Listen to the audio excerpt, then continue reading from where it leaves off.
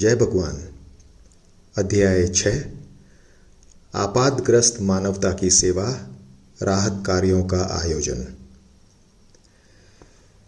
नेत्र शिविरों के आयोजन के साथ साथ 60 के दशक में गुरुदेव के नेतृत्व में मानव सेवा का जो बहुत बड़ा कार्य हुआ वो था प्राकृतिक प्रकोप, अकाल, बाढ़, भूकंप से पीड़ित लोगों को राहत प्रदान करने का। चूंकि आपदाएं विभिन्न प्रकार की थीं, अतएव राहत कार्यों का स्वरूप भी परिस्थिति के अनुरूप अलग अलग था। इन राहत कार्यों का गुरुदेव ने जिस व्यापक पैमाने पर और सुव्यवस्थित ढंग से संचालन किया, उसकी चतुर्दिक प्रशंसा हुई। उनके द्वारा संचालित प्रमुख आपदा राहत कार्यों का विवरण निम्नानुसार है। उड़ीसा का अकाल। सन 1966 में उड़ीसा में भीषण अकाल पड़ा।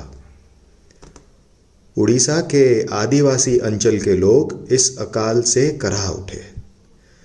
परिस्थिति का लाभ उठाकर ईसाई मिशनरियों ने राहत कार्यों के माध्यम से धर्म परिवर्तन का व्यापक अभियान चलाया। तब गुरुदेव वीरपुर, गुजरात में संत गिरधर बाबा के आश्रम में स्वास्थ्य लाभ ले रहे थे। इस अकाल की भयंकरता के समाचार से वे विचलित हो उठे। उन्होंने गुजरात, महाराष्ट्र, मध्य प्रदेश, राजस्थान, उत्तर प्रदेश आदि राज्यों में रहने वाले अपने भक्तों को आह्वान किया कि वे उड़ीसा की भूख से पीड़ित जनता की तन मन धन से सेवा के लिए तैयार हो जाएं। उन्होंने अपने 2 निष्ठावान अनुयायियों केशुभाई और वल्लभ भाई को उड़ीसा के तत्कालीन मुख्यमंत्री श्री सदाशिवराव त्रिपाठी से चर्चा के लिए भुवनेश्वर भेजा। उनसे ये आश्वासन चाहा कि गुरुदेव के मार्गदर्शन में संचालित किए जाने वाले राहत कार्यों में राज्य प्रशासन द्वारा हस्तक्षेप नहीं किया जाएगा। मुख्यमंत्री ने इस संबंध में पूर्ण सहयोग का आश्वासन दिया। तब गुरुदेव ने उक्त दोनों भाइयों के साथ बैठकर सुंदरगढ़ क्षेत्र में राहत कार्य प्रारंभ करने की योजना बनाई। राहत कार्यों का संचालन उड़ीसा फूड रिलीफ कमेटी नाम से बनाई जाने वाली एक समिति के झंडे तले करने का निश्चय किया गया। यह भी निश्चय किया गया कि अकाल पीड़ितों को कच्चा अनाज न बांटकर पका पकाया भोजन खिलाया जाए। इसका कारण यह था कि उक्त अंचल के पुरुषों में शराब पीने की आदत होने के कारण ये अंदेशा था कि अनाज को बेचकर प्राप्त पैसों से शराब पी लेंगे और परिवार फिर भी भूखा ही रह जाएगा। केशुभाई और वल्लभ भाई को उड़ीसा के लिए रवाना करके गुरुदेव ने वीरपुर छोड़ दिया। हालांकि तब उनका स्वास्थ्य काफी खराब था, फिर भी वे इस चुनौतीपूर्ण कार्य के लिए धन और स्वयंसेवक जुटाने हेतु भरी गर्मी में सौराष्ट्र के विभिन्न नगरों के भ्रमण पर निकल पड़े। गुरुदेव के आह्वान पर बड़ी संख्या में गुरु भाई अपना कारोबार छोड़कर अकाल पीड़ित लोगों की सहायता के लिए चल पड़े। उड़ीसा फूड रिलीफ कमेटी के तत्वाधान में पहला राहत कैंप 16 जून 1966 को सुंदरगढ़ जिले के सोरठा गांव में शुरू किया गया। बाद में चांदी पोस्ट, जामड़ी और केवलांग में भी ऐसे ही कैंप प्रारंभ किए गए। ये भी गांव जंगल के ऐसे अंदरूनी इलाके में थे जहां पहुंचने के लिए कई नदी नाले पार करने पड़ते थे।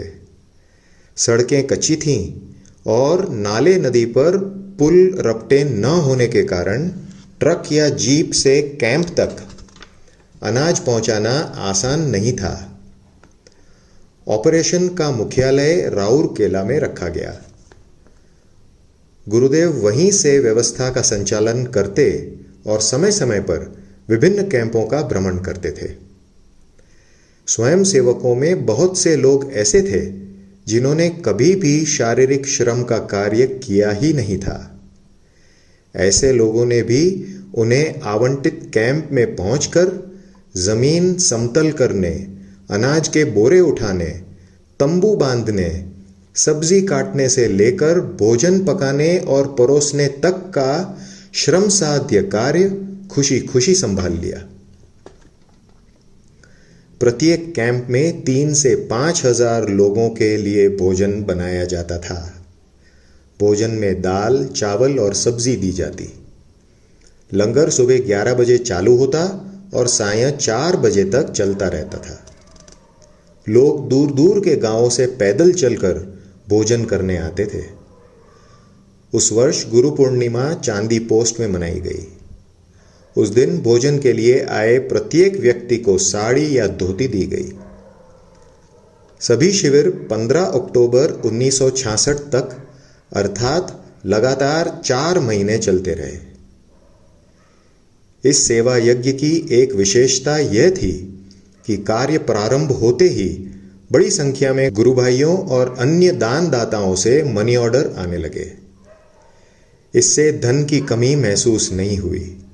अतः शिविर बंद करने से पहले समाचार पत्रों में यह समाचार प्रकाशित किया गया कि दानदाता अब आगे और धन न भेजें। समापन के अवसर पर स्वयं सेवकों को संबोधित करते हुए गुरुदेव ने कहा, पतली रस्सी का टुकड़ा अकेला कुछ भी नहीं कर सकता, परंतु रस्सियों को इकट्ठा करके मोटी और मजबूत रस्सी बनाई जाए तो हाथी तक उससे बन सकता है। तुम सब ने मिलकर एक घोर असंभव और अशक्य कार्य को संभव और शक्य बना दिया। इस सेवा यज्ञ से न केवल बड़ी संख्या में लोगों के प्राणों की रक्षा हुई, वरन भारी संख्या में आदिवासी बंधु मजबूरी में अपना धर्म परिवर्तन करने के अपकार्य से भी बच गए।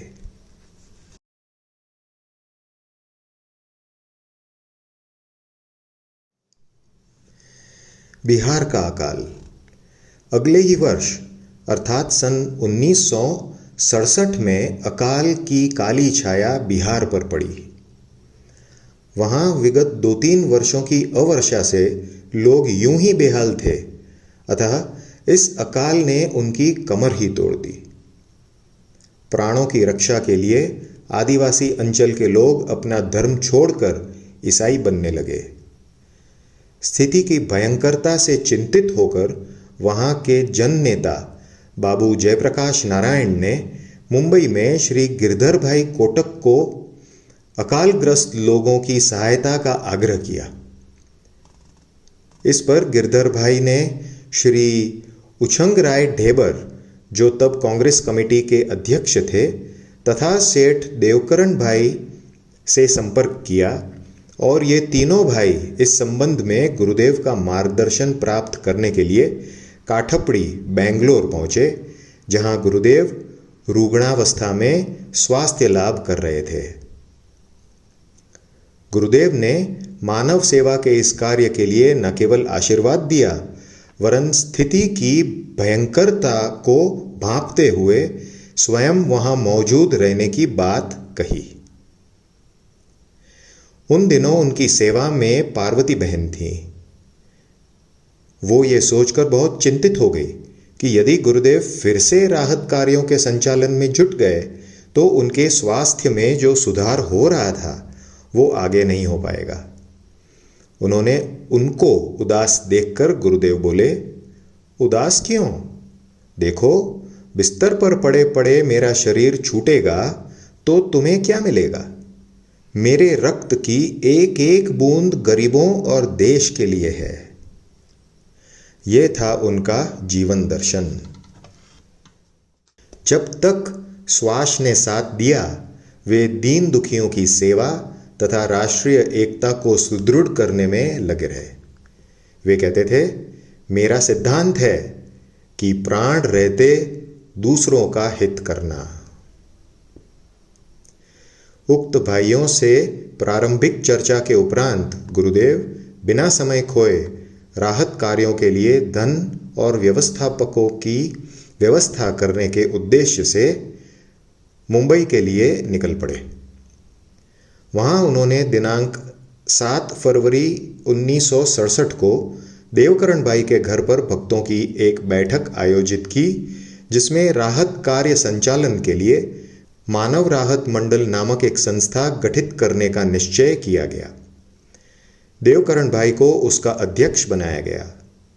राहत कार्यों के लिए पलामू जिले का चयन किया गया, जहां स्थिति सर्वाधिक खराब थी।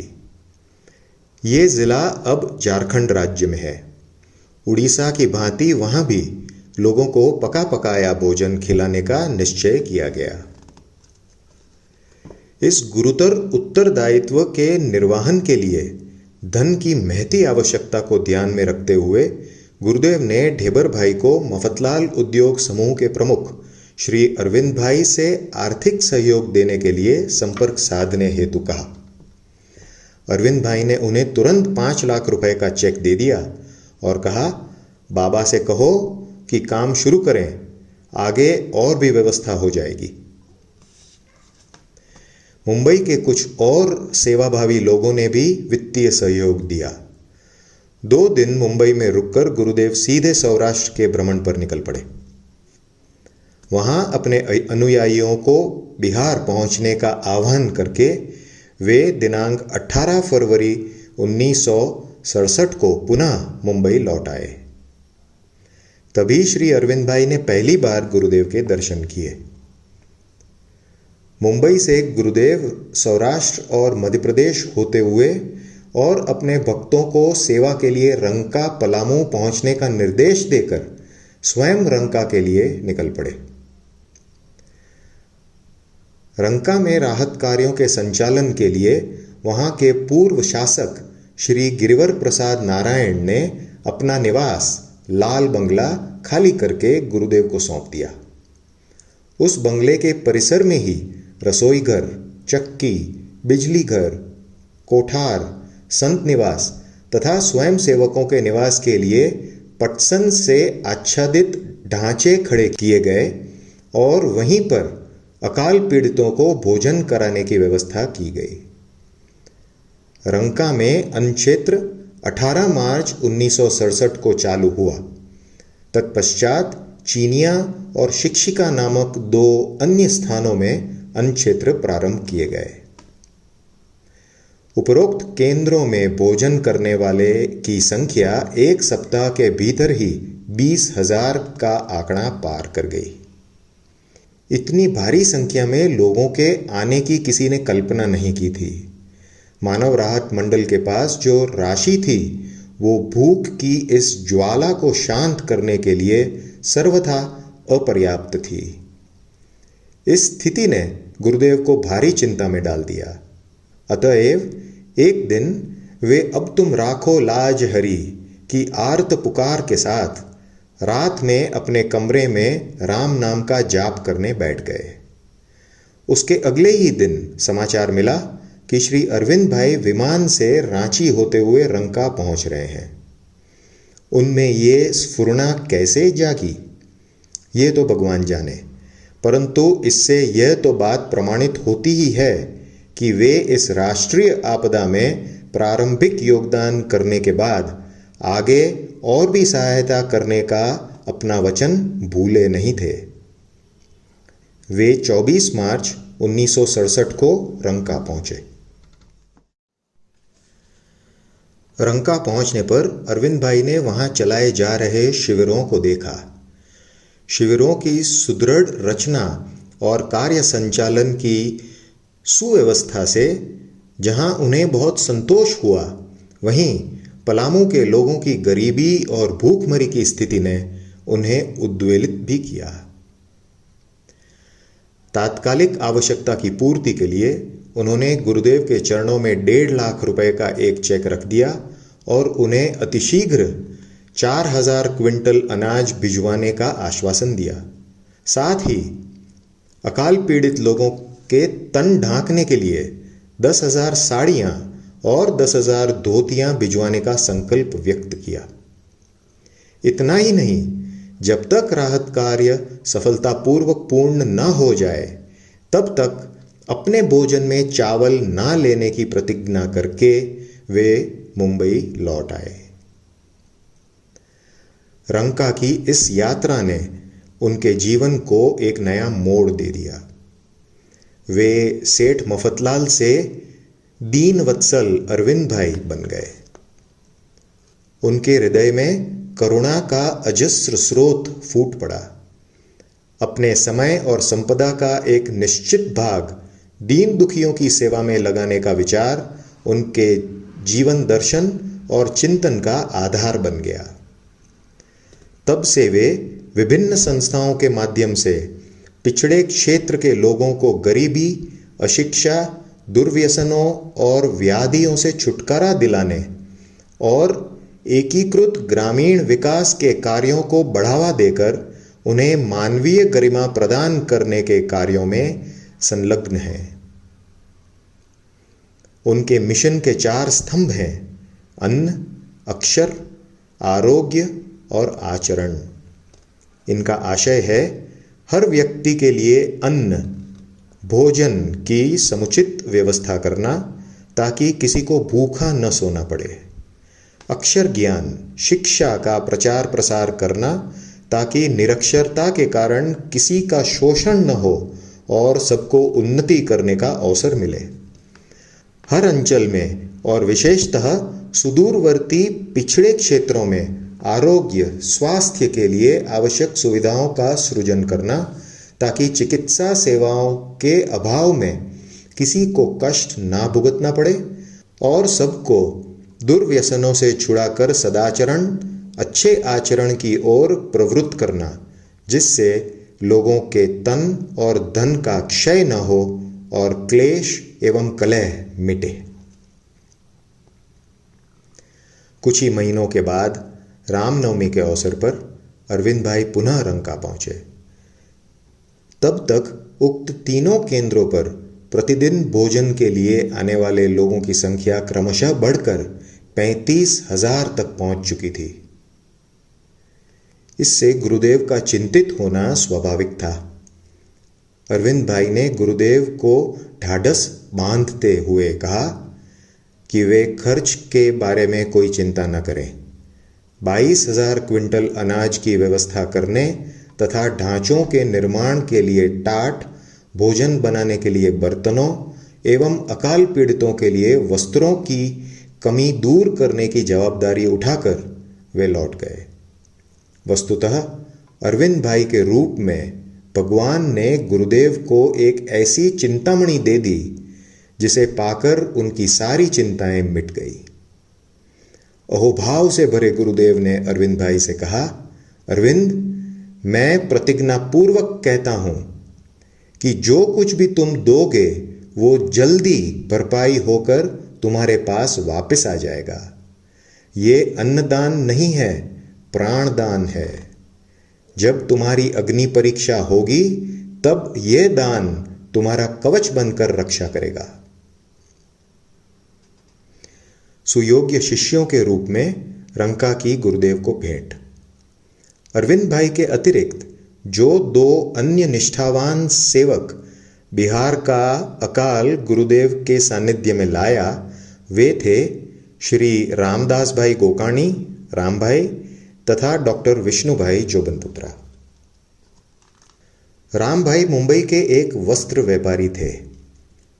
समाचार पत्रों से उन्हें मानव राहत मंडल द्वारा पलामू जिले में चलाए जा रहे राहत कार्यों की जानकारी मिलने पर उनके मन में भी इस कार्य में अपनी ओर से कुछ सहयोग देने की भावना जागृत हुई।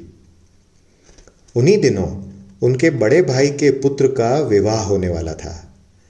उन्होंने अपने भाई और होने वाले समधी से आग्रह किया कि विवाह के अवसर पर प्रीति भोज का आयोजन केवल परिवारजनों तक सीमित रखा जाए और ऐसा करने से होने वाले बचत की पूरी राशि रंका के अकाल पीड़ित लोगों की क्षुधा तृप्ति के लिए भेज दी जाए। वे लोग इसके लिए सहमत हो गए। परिवारजनों के सहयोग से राम भाई ने 10,000 रुपए का एक बैंक ड्राफ्ट मानव राहत मंडल को भेज दिया। न जाने क्यों उन्हें इतने भर से संतोष नहीं हुआ। कुछ दिनों बाद वे स्वयं भी तन से कुछ सेवा करने के उद्देश्य से गुरु पूर्णिमा के अवसर पर रंका पहुंच गए। वस्त्र व्यवसायी होने के कारण गुरुदेव ने उन्हें कपड़ों के वितरण का कार्य सौंपा। उनकी सेवा भावना, विनम्रता और कार्य में सावधानी की वृत्ति से गुरुदेव बहुत प्रभावित हुए। राम भाई भी गुरुदेव के प्रति इतने आकृष्ट हुए कि उन्होंने गुरुदेव से मंत्र दीक्षा लेकर उनके सानिध्य में रहने का मन बना लिया। उनकी निष्ठा और सेवा भावना देखकर एक दिन गुरुदेव ने उनसे कहा, राम, मैं सबको छोड़ दूंगा पर तुम्हें नहीं छोड़ूंगा। और सच में गुरुदेव ने उन्हें नहीं छोड़ा। अपने जीवन की अंतिम सांस उन्होंने राम भाई के घर सूर्य अपार्टमेंट मुंबई में ही ली। राम भाई वर्ष 1968 से श्री सद्गुरु सेवा संघ के ट्रस्टी और वर्ष 1988 से कार्यकारी ट्रस्टी हैं। जहां तक विष्णुभाई का प्रश्न है, उनका परिवार 50 के दशक से ही गुरुदेव से जुड़ा हुआ था, अतः वे बचपन से ही गुरुदेव के संसर्ग में आ गए थे। उनके चाचा डॉक्टर छबिल भाई गुरुदेव के निष्ठावान भक्तों में शामिल थे और नेत्र यज्ञों में बराबर सेवा देने जाते थे। विष्णु भाई ने सन 1967 में MBBS परीक्षा उत्तीर्ण की। यह ज्ञात होने पर कि गुरुदेव द्वारा रंका में अन्न यज्ञ के साथ नेत्र यज्ञ भी आयोजित किया जा रहा है, वे सेवा देने वहां पहुंच गए। नेत्र यज्ञ में उन्होंने बहुत कुशलता से मरीजों के मोतियाबिंद के ऑपरेशन किए। गुरुदेव उनकी सेवा भावना और गरीबों के प्रति दया भाव से बहुत प्रसन्न हुए और बोले, गरीबों की सेवा करना पैसा मनुष्य क्यों चाहता है? कीर्ति, शरीर सुख आदि के लिए। जो कीर्ति तुम सेवा से प्राप्त कर सकोगे, वो पैसे से नहीं प्राप्त कर सकोगे। कहने का तात्पर्य यह है कि रुपए को ज्यादा महत्व नहीं देना। रंका में डॉक्टर जोबनपुत्रा ने दारिद्र्य, अभाव और लाचारी की जो हृदय विदारक स्थिति देखी, उसने गुरुदेव के उपरोक्त शब्दों को उनके मन में गहराई तक उतार दिया। उनमें पैसा कमाने की राह पकड़ने के बजाय अपना जीवन गरीबों की सेवा में अर्पित करने का भाव अंकुरित हो गया। रंका ने उनके जीवन की दिशा बदल दी। अपने घर राजकोट लौटने के पूर्व उन्होंने गुरुदेव से दीक्षा लेने की इच्छा व्यक्त की। गुरुदेव ने उन्हें तथा राम भाई दोनों को एक साथ वहीं पर मंत्र दीक्षा दी। अनावृष्टि के कारण रंका क्षेत्र के पशुओं के प्राण भी संकट में थे, अतः उनकी प्राण रक्षा के लिए एक गौशाला भी संचालित की गई और गांव वालों को सूखी घास, कपास्या और भूसा वितरण की व्यवस्था की गई। ये सामग्री रेलवे द्वारा बाहर से मंगाई गई। रंका में राहत कार्य लगातार 7 माह तक चला और गुरुदेव अपनी अस्वस्थता के बावजूद निरंतर वहीं रहकर स्वयं सेवकों का मार्गदर्शन करते रहे। शिविर दिनांक 12 अक्टूबर 1967 को दशहरे के दिन बंद किया गया। समापन के अवसर पर सेवकों को आशीर्वाद देते हुए गुरुदेव ने कहा, आप लोगों ने अन्नदान नहीं प्राण दान किया है। बिहार को जितनी भी अंश में बचाया, अच्छी तरह से बचाया है। इसके सिवा फायदा ये हुआ कि लोग ईसाई होने से बच गए। रंका में अकाल पीड़ितों की सेवा का कार्य संपन्न हो जाने के पश्चात गुरुदेव चित्रकूट लौट आए। वहां दीपावली के अवसर पर अन्नकूट का आयोजन किया गया। उस वर्ष चित्रकूट में ही गुरुदेव की जन्म जयंती कार्तिक चतुर्थी मनाई गई। उसके दूसरे दिन 6 नवंबर 1967 को गुरुदेव ने अपने हाथ से अरविंद भाई को मीठा भात परोसकर रंका में लिए गए उनके व्रत का उद्यापन कराया। गुरुदेव ने रंका में हजारों लोगों के धर्म और प्राणों की रक्षा का जो महायज्ञ किया, उसके प्रसाद में रंका ने भी उन्हें 3 रत्न भेंट किए। वे थे अरविंद भाई, राम भाई और विष्णु भाई। रंका से लौटने पर इन तीनों भाइयों ने गुरुदेव से प्रेरित होकर अपना संपूर्ण जीवन मानव सेवा में लगाने का निश्चय कर लिया। श्री सद्गुरु सेवा संघ ट्रस्ट को उसकी वर्तमान स्थिति में लाने में इन गुरु बंधुओं का जो योगदान है वो कभी नहीं भुलाया जा सकेगा। इनके साथ 2 अन्य गुरु भाई जो इस श्रेय के हकदार हैं, वे हैं स्वर्गीय श्री केशुभाई शेठ नामक गुरुदेव के एक अन्य निष्ठावान भक्त और डॉक्टर BK जैन। श्री केशुभाई शेठ मुंबई के एक व्यवसायी थे। उन्होंने अप्रैल 1956 में जामनगर में गुरुदेव से मंत्र दीक्षा प्राप्त की। तब से वे निरंतर प्रत्येक परमार्थ कार्य में उच्च कोटि के समर्पण भाव से सहयोग देते रहे। उनकी सेवा वृत्ति और निष्ठा को देखते हुए श्री सद्गुरु सेवा संघ ट्रस्ट की स्थापना होने पर गुरुदेव ने उन्हें ट्रस्ट का प्रथम कार्यकारी ट्रस्टी नियुक्त किया। उन्होंने इस जिम्मेदारी को 20 वर्षों तक अर्थात मई 1988 में शरीर छूट जाने तक अत्यंत कुशलता और कर्तव्यपरायणता की भावना से निभाया। डॉक्टर BK जैन सन 1974 में MBBS करने के उपरांत डॉक्टर विष्णुभाई जोबनपुत्रा के सहयोगी के तौर पर चित्रकूट चिकित्सालय से जुड़े और तब से आज तक अपनी सहधर्मिणी उषाबहन के साथ ट्रस्ट के चित्रकूट परिसर के विकास में पूरी शक्ति और सामर्थ्य से जुटे हुए हैं। कोयना का भूकंप। देश अभी बिहार के दुष्काल की कलुषित छाया से उबर भी नहीं पाया था कि 11 दिसंबर 1967 को कोयना महाराष्ट्र में एक भयंकर भूकंप आया, जिससे हजारों लोग बेघर हो गए। तब अरविंद भाई, केशु भाई आदि ने गुरुदेव से विचार विमर्श करके मानव राहत मंडल के तत्वावधान में बेघर हुए लोगों के लिए नए घर बनाने के कार्य में सहयोग देने का निश्चय किया। प्रभावित क्षेत्र में राहत मंडल की ओर से लगभग 500 नए मकान बनाए गए। प्रत्येक मकान की लागत, जो कि रुपये 7,500 थी, का 2/3 भाग सरकार द्वारा और 1/3 मानव राहत मंडल द्वारा वहन किया गया। गुरुदेव ने कोयना पहुंचकर आपातग्रस्त लोगों को ढाढ़स बंधाया और उनके प्रति संवेदना व्यक्त की। दक्षिण गुजरात की बाढ़।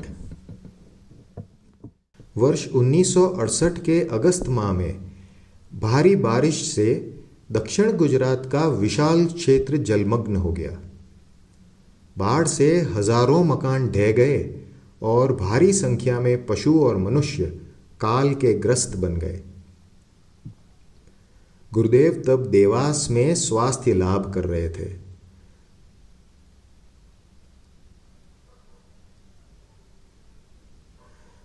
त्रासदी की इस भयावह स्थिति के समाचार से वे बेचैन हो उठे। अपनी रुग्णता की उसी गंभीर हालत में वे सड़क मार्ग से नवसारी गुजरात के लिए निकल पड़े। वहां अरविंद भाई और देवकरण भाई तथा गुजरात के अपने अनुयायियों से विचार विमर्श करके उन्होंने स्थानीय समुदाय की मदद से बाढ़ग्रस्त लोगों को तत्काल राहत पहुंचाने की योजना बनाई और अगले दिन से ही भोजन, बर्तन तथा वस्त्र वितरण का कार्य प्रारंभ कर दिया गया। गुरुदेव के मार्गदर्शन में संचालित राहत कार्यों के संदर्भ में अंग्रेजी मासिक पत्रिका कॉमर्स के संपादक श्री डगली ने पत्रिका के 21 सितंबर 1968 के अंक में लेख प्रकाशित किया। उसका कुछ अंश इस प्रकार से है।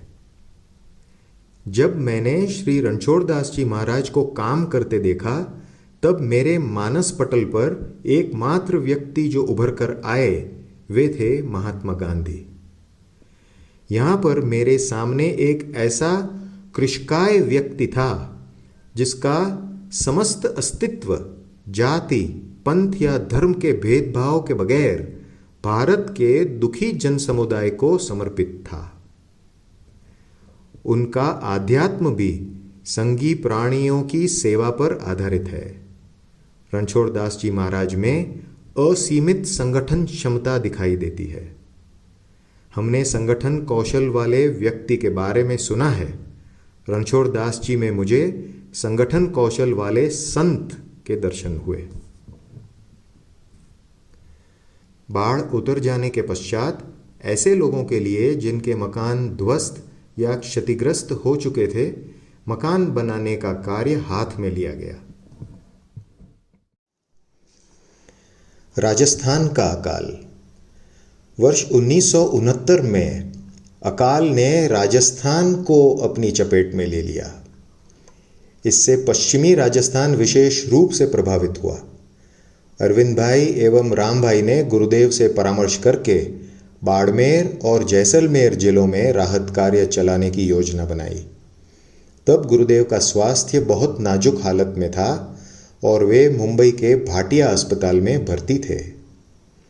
वहीं पर विचार विमर्श कर ये तय किया गया कि चूंकि पश्चिमी राजस्थान के लोगों का प्रिय भोजन बाजरे की रोटी ही है, अतः वहां बाजरे का वितरण किया जाए।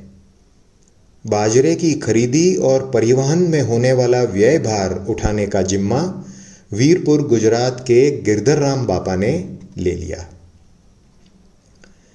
तब तक श्री सद्गुरु सेवा संघ ट्रस्ट अस्तित्व में आ चुका था। अतः राहत कार्य का संचालन सद्गुरु सेवा संघ ट्रस्ट के तत्वाधान में करने का निश्चय किया गया। बाजरे की खरीद उत्तर प्रदेश, पंजाब आदि प्रदेशों में की गई और ऑपरेशन का मुख्यालय बाड़मेर में रखा गया। प्रभावित जिलों में अनेक बाजरा वितरण केंद्र स्थापित किए गए। वितरण कार्य मई 1969 में प्रारंभ किया गया। गरीबों को बाजरा मुफ्त दिया जाता था, जबकि अन्य लोगों से लागत का एक अंश लिया जाता। हर रोज 2 से 3 हजार लोग दूर दूर के गांवों से ऊंटों पर बैठकर वितरण केंद्रों पर आते। स्वयं सेवकों को वितरण कार्य में बहुधा रात के 12 बज जाते।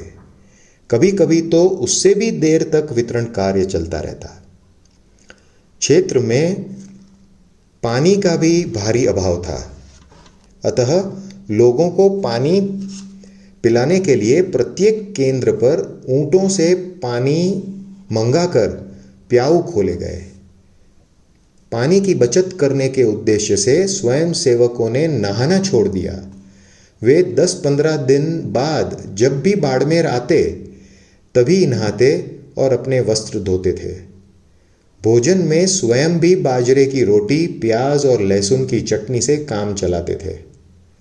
रेत से भरे वातावरण में भारी कठिनाइयों को झेलते हुए स्वयं सेवकों ने 4 माह तक जिस निष्ठा और लगन से अभावग्रस्त लोगों की सेवा की, उसकी सर्वत्र सराहना हुई। गुजरात का अकाल। अगले वर्ष अर्थात वर्ष 1970 में गुजरात के सुरेंद्रनगर, कच्छ, बनासकांठा जिले भयंकर अकाल की चपेट में आ गए।